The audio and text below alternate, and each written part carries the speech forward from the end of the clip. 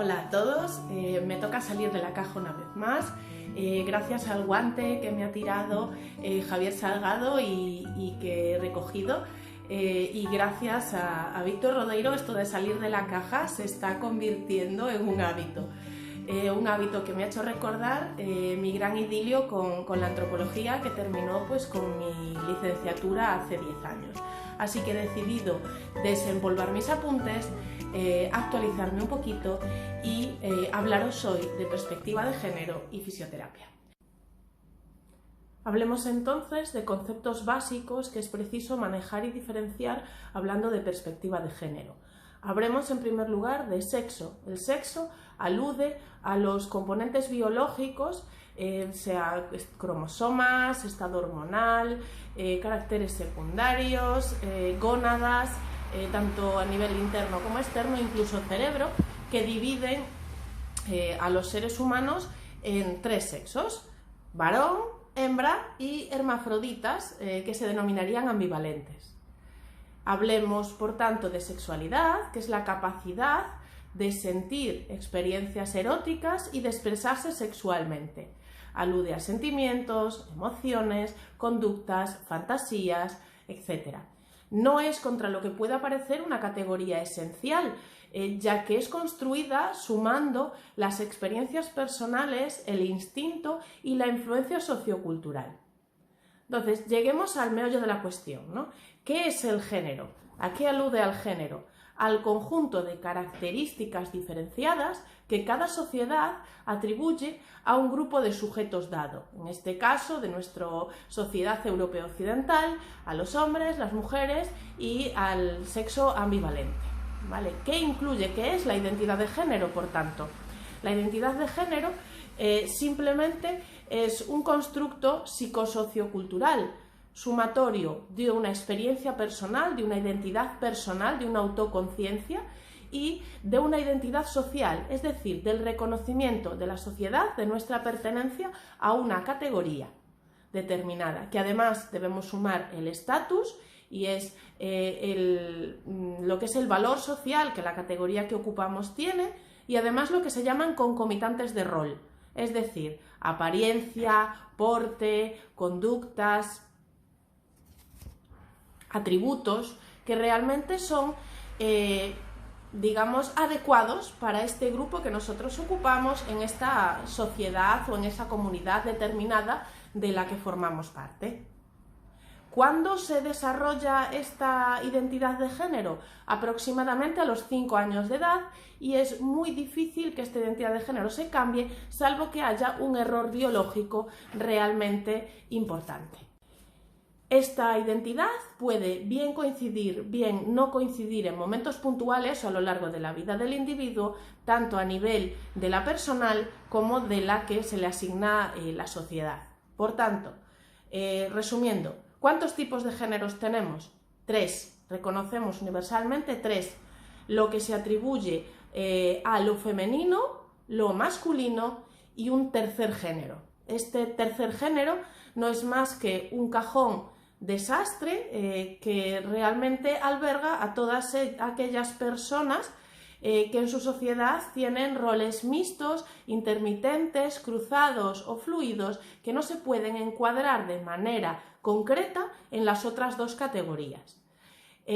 A nivel del estudio de este tercer género podemos hablar que existen 5 varianzas de género, en las cuales no vamos a entrar por tema de un poco de síntesis, ¿vale? Pero que si realmente estáis interesados se puede hacer una profundización y hablar de ejemplos que pueden ser realmente pues esclarecedores. Entremos en polémica entonces, metámonos al fango, ¿de acuerdo? ¿Qué es lo que sucede? ¿Por qué hay tanta controversia? ¿Por qué hay tanta polémica con las identidades de género o con todas las políticas que se desarrollan en tanto a las igualdades de género, a las desigualdades, etcétera? Pues muy sencillo, en nuestra comunidad, en nuestro continente incluso o en nuestra zona occidental, estamos lo que se denomina bajo un paradigma europeo occidental. Este paradigma se dice que es biocéntrico y que se considera biológicamente inequívoco, cosa que no es cierta, pero lo que hace realmente es una extensión del sexo y de su concepto al género, ¿de acuerdo? Por tanto, las personas que hayan nacido hembras se atribuirá un género femenino y las personas que han nacido varones se les atribuirá un género masculino, y las personas que resultan ambivalentes deberían escoger en qué género según el sexo que ellos decidan tener. Esto realmente no ocurre en otras sociedades o en otras culturas donde a nivel tanto histórico como actual se ha entendido que no es necesaria esta extensión, esta identificación de los genitales con el género que se va a tener, que esto no viene determinado por el sexo ni tampoco por la sexualidad, sino que la persona, cuando se desarrolle en sus capacidades, va a tener el propio interés de desarrollar este potencial hacia unas labores, unas conductas, unas tareas u otras.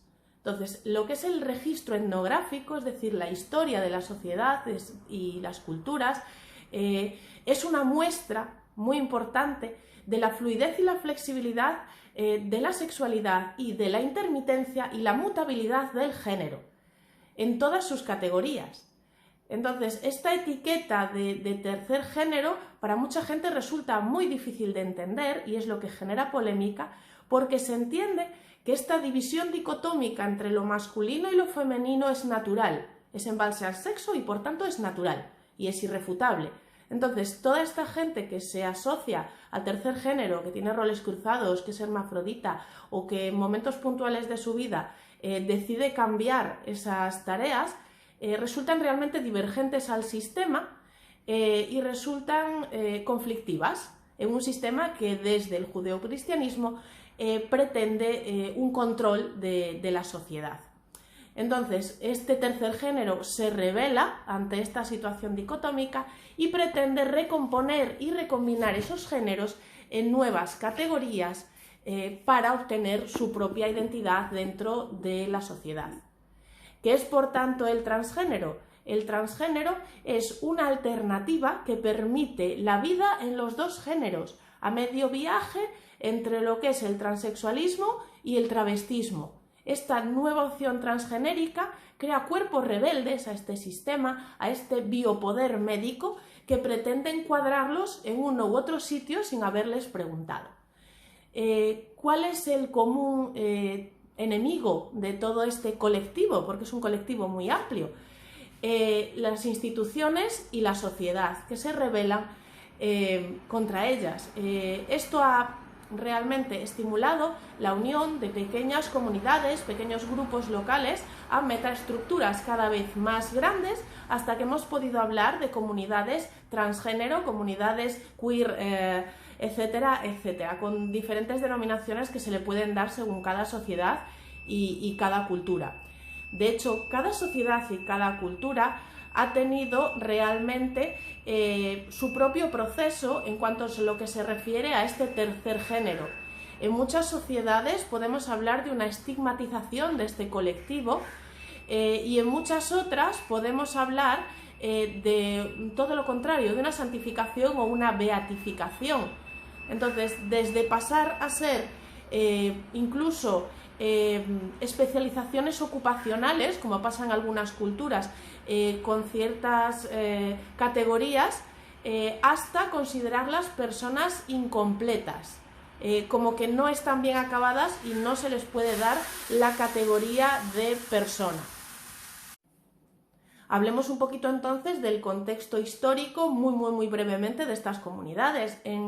Dentro de nuestra sociedad inserta en ese paradigma europeo occidental, lo que ha ocurrido es una estigmatización y una alienación de las personas que ahora podemos incluir en ese tercer género de lo que es la vida sociocultural. Tienden a apartarse y a estigmatizarse. A día de hoy, la lucha de estas comunidades ha conseguido que los miembros vayan logrando poco a poco su identidad dentro de esta sociedad y al mismo tiempo hemos llegado a un momento histórico en el que estas personas se sienten orgullosas de su historia, orgullosas de cómo son y por primera vez pueden decidir si quieren asimilarse a nuestro sistema o a este paradigma dicotómico o no. lo cual supone un gran momento para ellos y realmente un cambio significativo a nivel social. Hablemos entonces, ¿qué consideraciones debemos tener desde la fisioterapia con este colectivo? ¿No? Creo que es necesario encuadrar nuestra práctica profesional, por supuesto, con todo orgullo nuestro código deontológico, que siempre ha establecido la igualdad de atención de fisioterapia a cualquier individuo, sin importar sexo, raza, condiciones socioeconómicas, religión o valores morales.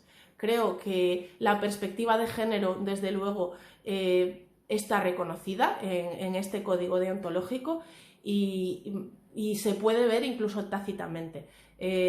Desde nuestra atención basada en la persona es fundamental tener en cuenta todas estas circunstancias socioculturales en el proceso clínico, porque nos gusta mucho hablar de un modelo biopsicosocial y quizás debiéramos hablar de un modelo biopsicosociocultural, porque también la cultura es un condicionante fundamental que puede influir en el proceso clínico y en el abordaje terapéutico, tanto a nivel de lo que es la percepción de la propia enfermedad, el empoderamiento, como incluso a través de nuestro conocimiento de estas situaciones para muchos nuevas, que realmente deberemos manejar con la empatía profesional y la excelencia que nos debería caracterizar.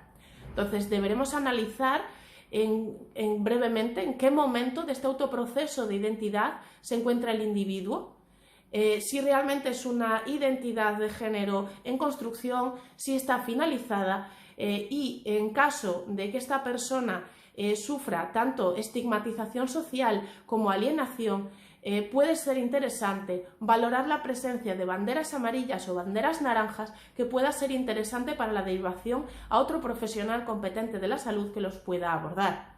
Asimismo, cabe destacar que aquellas personas que además de transgénero son transexuales pueden tener trastornos que hasta ahora no han sido valorados, diferenciales en sus patologías, que van a requerir una atención y que deberemos analizar si la casuística de esta población, de estos grupos, a nivel de incidencia y prevalencia de determinadas patologías es la misma o realmente hay cambios, y si esto es lo suficientemente significativo, sería competente crear una especialización de la atención sanitaria para estos colectivos. En resumidas cuentas, debemos o es necesario poner etiquetas queer friendly, LGTB friendly en nuestros negocios. Deberemos analizar profundamente la comunidad en la que se encuentra el negocio al que nosotros prestamos nuestros servicios. ¿De acuerdo? Tenemos que ver si en nuestro entorno social, cultural, moral, religioso o económico va a resultar impactado por esta situación y si ese impacto va a ser positivo o negativo. Es decir, puede ser que colocar una etiqueta queer friendly en un pueblo de mayores donde la edad media es superior a la edad de jubilación, donde hay 1000 habitantes y donde realmente hay unos valores religiosos muy fuertes o unos valores morales anclados en un pasado de una comunidad que sigue viviendo en ese momento, va a resultar un impacto positivo, mientras que será un impacto probablemente muy diferente en una ciudad cosmopolita, en un barrio socioeconómicamente alto, donde será mucho mejor comprendido todo ese tipo de manifestaciones y de situaciones de discriminación positiva. Tengamos también en cuenta que la discriminación positiva también es un tipo de discriminación y deberemos manejar con mucha prudencia. Valoraremos entonces en nuestra comunidad si será pertinente ser agente de cambio hacia esa comunidad queer o hacia ese colectivo LGTB. Hagamos una previsión de riesgos y de resultados para poder optimizar nuestros esfuerzos y recursos, que en el fondo es lo que todos deseamos para nuestros centros. Espero de corazón que os haya gustado y no dudéis en trasladarme todas las dudas, comentarios o sugerencias que tengáis acerca de este vídeo. Un fuerte abrazo y muchísimas gracias por haber llegado hasta aquí y escucharme.